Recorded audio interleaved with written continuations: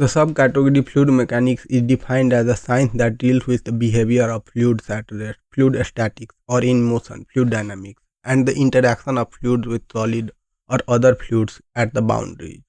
The study of fluids at rest is called fluid statics. The study of fluids in motion where pressure forces are not considered is called fluid kinematics, and if the pressure forces are also considered in the fluid in motion, that branch of fluid is called fluid dynamics. Fluid mechanics itself is also divided into several categories. The study of motion of fluid that are practically incompressible, such as fluids, especially water and gases at low speed, is usually referred to as hydrodynamics. A subcategory of hydrodynamics is hydraulics, which deals with liquid flow in pipes and open channels.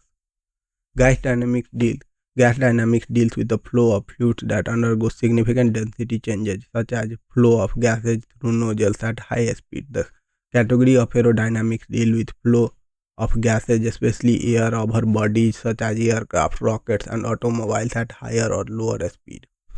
Some of the other specialized categories are meteorology, oceanography, and hydrology deal with naturally occurring flow. What is fluid? A substance that exists in three primary phases: solid, liquid, and gas. A substance in liquid or gas phase is referred to as fluid. Distinction between a solid and a fluid is made on the basis of substance's ability to resist an applied shear or tangential stress that tend to change its shape. A solid can resist an applied shear stress by deforming, whereas a fluid deforms continuously under the influence of shear stress, no matter how small. In solid, stress is proportional to strain, but in fluid, stress is proportional to strain rate. What is fluid? When a constant shear force is applied, a solid eventually stops deforming at some fixed strain angle, whereas fluid never stops deforming and approaches a certain rate of strain. In a liquid, molecules can move relative to each other, but the volume remains relatively constant because of the strong cohesive force between the molecules. As a result, liquid takes shape of the container it is in, and it forms a free surface in a large container in a gravitational field. A gas, on the other hand, expands until it encounters the wall of the container and fills the entire available space. This because gas molecules are widely spaced and cohesive force between them are very small. Unlike liquid, gases cannot form a free surface. There is a wide variety of fluid flow problems encountered in practice, and it is usually convenient to classify them on the basis of common characteristics to make it feasible to study them in groups. Viscous versus inviscous regions of flow. When the two fluid layers are relative to each other, a friction force develops between them, and the slower layer tries to slow down the faster layer. This internal resistance to flow is quantified by fluid property viscosity, which is a measure of internal stiffness of the fluid. Viscosity is caused by cohesive force between the molecules in liquid and by molecular cohesion in gases.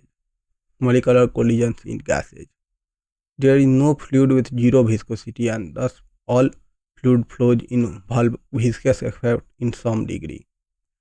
Flows in which the frictional effects are significant are called viscous flow. However, in many flows of practical interest, there are regions, typically regions not close to solid surfaces, where viscous forces are negligibly small compared to inertial or pressure forces. Neglecting the viscous terms in inviscid flow regions greatly simplifies the analysis, which without much loss in accuracy.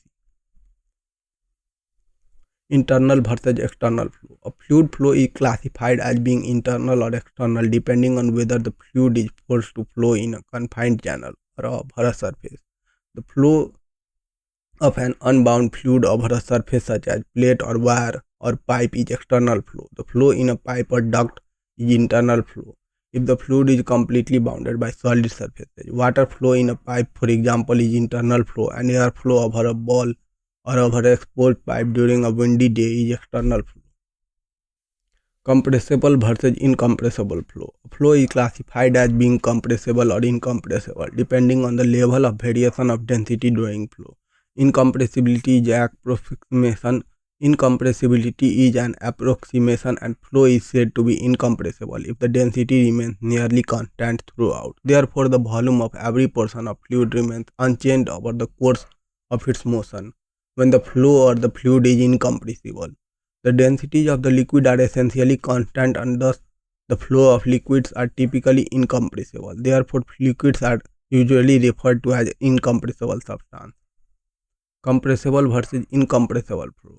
A pressure of 210 atm, for example, causes the density of liquid of water at 1 atm to change by just 1%. Gases, on the other hand, are highly compressible. A pressure change of just 0.01 atm, for example, causes change of 1% in the density of atmospheric air. Laminar versus turbulent flow. Some flows are smooth and orderly while others are rather chaotic.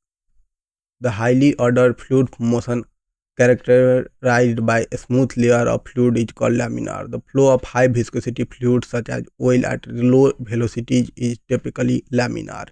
The highly disordered fluid motion that typically occurs at high velocities and is characterized by velocity fluctuation is called turbulent flow. The flow of low viscosity fluids such as air at high velocities is called turbulent flow. A flow that alternates between being laminar and turbulent is called transitional flow.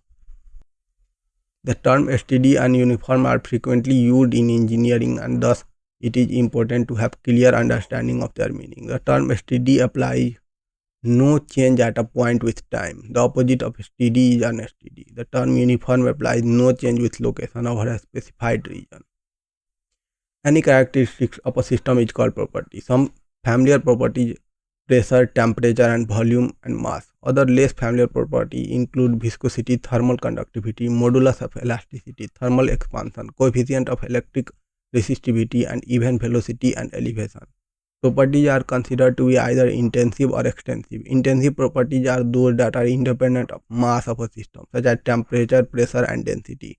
Extensive properties are those whose values depend on size or extent of the system.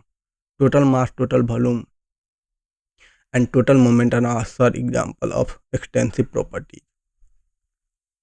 Properties of the fluid. An easy way to determine whether a property is intensive or expansive is to divide the system into two equal parts with an imaginary portion. Each part will have the same value of intensive property as original system but half the value of extensive property. Density or mass of a fluid is defined as the ratio of mass of a fluid to its volume. Thus, mass per unit volume of a fluid is called density. It is denoted by symbol rho. The unit of mass density is SI is kg per cubic meter, kg per meter cube. The density of liquid may be considered as constant while that of gases changes with variation of pressure and temperature. Mathematically, mass density is written as rho is equal to mass of fluid by volume of fluid. Viscosity is defined as the property of fluid which offers resistance to the motion of one layer of fluid over another adjacent layer of the fluid. When two layers of a fluid a distance of dy apart move over one another at different velocities, say u and u plus du as shown in say u and u plus du, the viscosity together with relative velocity causes a shear stress acting between the fluid layer.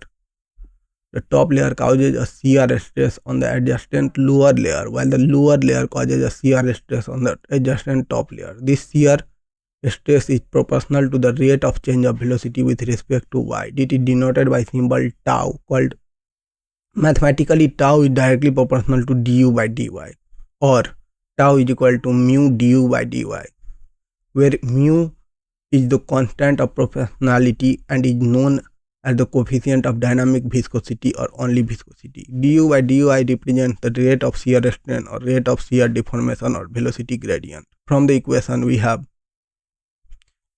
mu is equal to tau divided by du by dy. Thus, viscosity is also defined as the rate of shear stress required to produce unit rate of shear strain.